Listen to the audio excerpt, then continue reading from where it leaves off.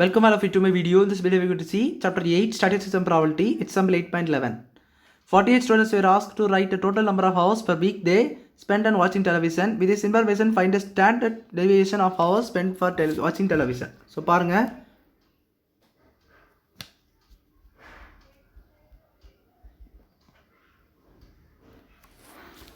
இப்போ இது ஒரு ஃபங்க்ஷனாக கொடுத்துருக்காங்க, அதாவது எக்ஸ் கொடுத்துட்டு எஃப் மாதிரி கொடுத்துருக்காங்க. ஸோ இப்படி குரூப்டு டேட்டாவாக கொடுத்துருக்காங்க. ஸோ இது ஒரு குரூப்டு டேட்டா இந்த மாதிரி இருந்துச்சுன்னா, ஸோ அந்த குரூப்டு டேட்டா வச்சு நம்ம என்ன பண்ணணும்னா ஸ்டாண்டர்ட் டெவியேஷன் பண்ணணும். ஸோ இது வரைக்கும் நம்ம பார்த்த சம்ஸ் எல்லாம் பார்த்தீங்கன்னா அன்குரூப்டு டேட்டா, ஜஸ்ட் நம்பர் மட்டும் தான் கொடுத்துருப்பாங்க. இது வந்து பார்த்தீங்கன்னா ஒரு ஃபங்க்ஷன் மாதிரி கொடுத்துருக்காங்க. ஸோ இதுக்கு நம்மளுக்கு வேறு ஃபார்முலா இருக்குது. ஸோ இது நம்ம டேரெக்டாக மீன் மெத்தட் பண்ணணும். மீன் மெத்தட் யூஸ் பண்ணி பண்ணலாம். ஸோ மீன் மெத்தட் பார்த்தீங்கன்னா எக்ஸ் பார். ஸோ மீன் என்னன்னு கண்டுபிடிச்சிட்டு அதை நம்ம கண்டுபிடிக்கிற மாதிரி இருக்கும். இப்போ பாருங்கள், let us find that. So மாதிரி நம்ம மீன் கண்டுபிடிச்சிக்கலாம். மீன் கண்டுபிடிக்கிறது எப்படின்னு பாருங்கள். ஸோ மீன் கண்டுபிடிக்கிற ஃபார்முலா பார்த்தீங்கன்னா x bar is equal to summation x i f i by n. So இதை தான் நம்ம கண்டுபிடிக்கிறோம். இல்லை என் என்பது என்னென்னு பார்த்தீங்கன்னா summation of f i. Summation of எஃப்ஐனா இதுதான் எஃப் நிறைய பார்த்தீங்கன்னா அது கீழே உள்ளது. இது எல்லாத்தையும் ஆட் பண்ணாச்சுன்னா அதுதான் உங்களுக்கு வந்து என்ன வரும். மேலே உள்ளது என்னென்னு பார்த்தீங்கன்னா இந்த எக்ஸுக்கு யூஸ் ஆகும். மேலே ஒரு டேர்ம் இருக்குது பார்த்தீங்களா, சிக்மா எஃப்ஐன்ட்டுலாம். ஸோ அந்த டேர்முக்கு யூஸ் ஆகும். இப்போ நம்மளுக்கு தேவையான டேட்டாஸ் எல்லாம் கண்டுபிடிச்சிக்கலாம். ஸோ டேட்டாஸை கண்டுபிடிச்ச பிறகு நம்ம வந்து என்ன பண்ணிக்கலாம்னா ஃபார்முலா சப்ஸ்டிட்யூட் பண்ணிக்கலாம். ஸோ பாருங்கள், எக்ஸ்ஐ எஃப்ஐ. ஸோ அதை நம்மள எழுதிக்கிறேன். மொத்தம் 6 7 8 9 10 11 12 வரைக்கும் இருக்குது.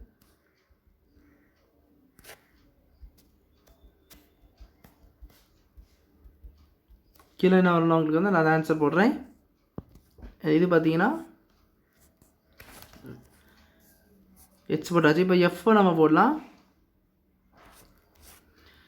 எஃப் வேல்யூ அங்கே கொடுத்துட்டாங்க. ஸோ அதை பார்த்து போட்டுக்கோங்க. 3 6 9 13 8 5 4. இப்போ நம்மளுக்கு இது நம்ம அப்படி இருக்கட்டும். இது பாருங்கள், எல்லாத்தையும் ஆட் பண்ணி எழுதணும். ஏன்னா எண்ணு இது நம்மளுக்கு தேவைப்படுது எண்ணு. ஸோ அதெல்லாத்தையும் நம்ம தேவைப்படணும்.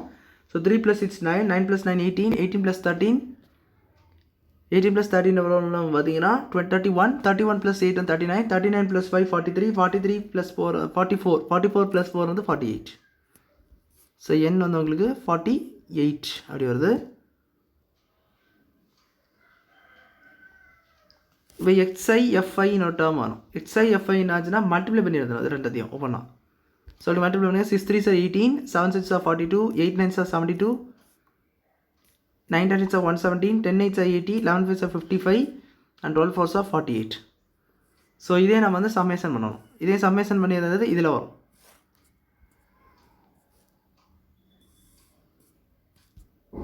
பாருங்கள், இதுதான் என்னென்னா உங்களுக்கு வந்து சிக்மா எக்ஸ்ஐ எஃப்ஐ. இது என்ன உங்களுக்கு சி. இதை நம்ம ஆட் பண்ணிக்கலாம். ஸோ ஆட் பண்ணி போது 18 42 72 117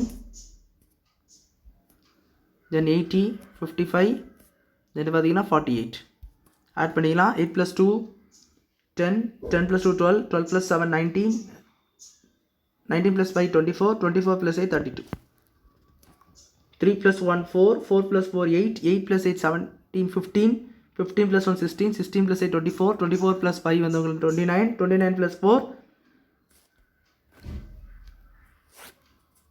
32. ஸோ 29 + 4 33 வருது. So 3 balance. ஸோ 3 + 1 4 432 வருது.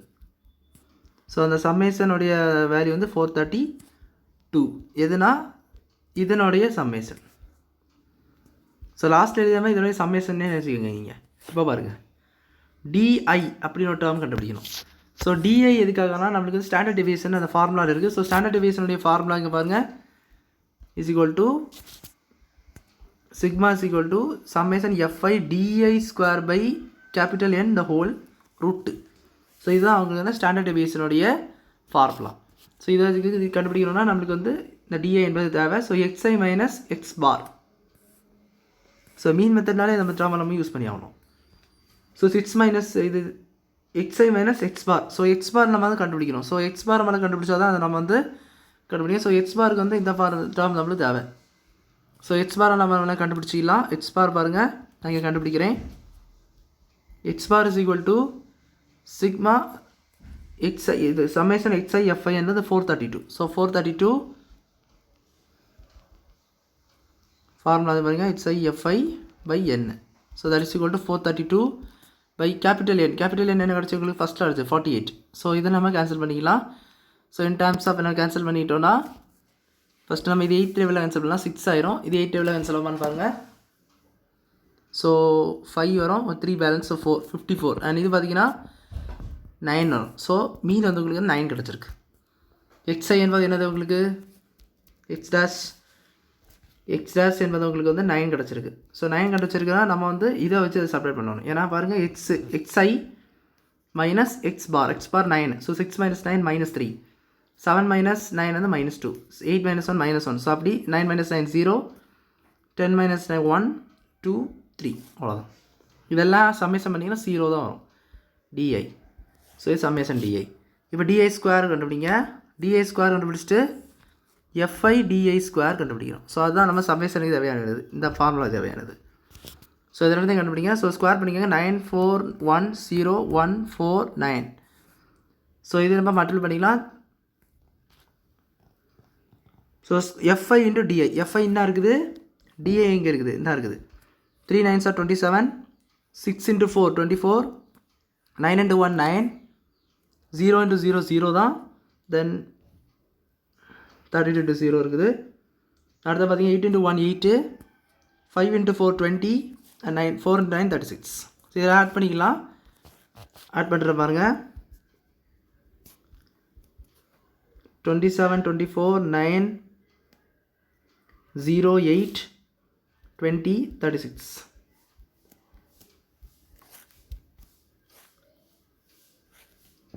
ஸோ பார்த்தீங்கன்னா 27 + 4 11, 11 + 9 18, 19, 19 + 8 வந்து உங்களுக்கு 27, 27 26, 26 + 34 வருது. ஸோ 28 26 + 34 அண்ட் 3 வரும். 3 + 2 5, 5 + 2 7, 7 + 2 9, 9 + 3 12, 124. ஸோ இது என்னென்னா இதனுடைய summation sigma fi di square. So summation fi di square.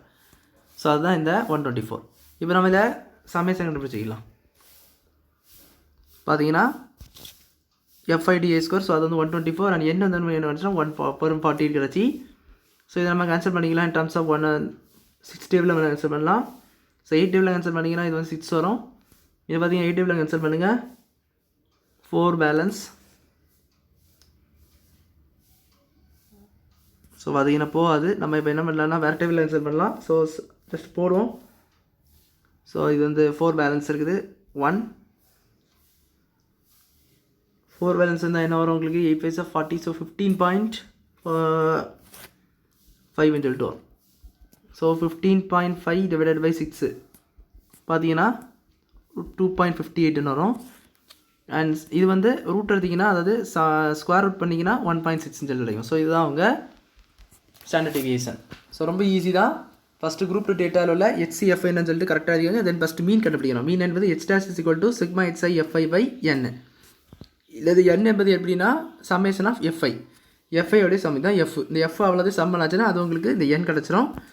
n என்பது இந்த சம்மில் என்ன கிடச்சுன்னா 48 கிடச்சி. தென் சிக்மா xi fi கண்டுபிடிக்க நம்ம வந்து பாக்ஸ் குரூப் 2 டேட்டா மாதிரி பாக்ஸ் போடுறோம். ஸோ ஃபஸ்ட் xi தென் fi. xi fi வந்து ரெண்டுத்தையும் மல்டிபிள் பண்ணணும். ஒவ்வொன்றா மல்டிபிள் பண்ணி எழுதணும். தென் சம் பண்ணி வச்சுன்னா அது sigma summation of xi fi கிடச்சிரும். அதை வச்சு மீன் கண்டுபிடிச்சிக்கலாம். மீன் கண்டுபிடிச்ச பிறகு இந்த di என்னன்னு சொல்லிட்டு கண்டுபிடிக்கணும். xi minus x. So 6 minus xi h dash மீன் என்பது 9 கிடச்சி. ஸோ அதை வச்சு 6 minus 9 minus 3 சொல்லிட்டு எல்லாத்தையும் பண்ணிங்கன்னா சம்மேஷன் di எடுக்கணும் 0 கிடைக்கும். தென் அடுத்து பார்த்தீங்கன்னா di ஸ்கொயர் கண்டுபிடிக்கணும். di ஸ்கொயர் கண்டுபிடிச்சிட்டு fi di ஸ்கொயர் என்ன கண்டுபிடிச்சிட்டு formula standard division formula substitute பண்ணிக்கிட்டீங்கன்னா ஸ்டாண்டர்ட் டிவிஷன் என்னன்னு சொல்லிட்டு உங்களுக்கு கிடச்சிரும். ஸோ அவ்வளோதான் அந்த சம் புரிஞ்சிருக்கும்னு நினைக்கிறேன். வீடியோ லைக் பண்ணுங்கள், ஷேர் பண்ணுங்கள். சப்ஸ்கிரைப் டவுட்ஸ் இந்த கமெண்ட்ஸ் சொல்லுங்கள். தேங்க்யூ.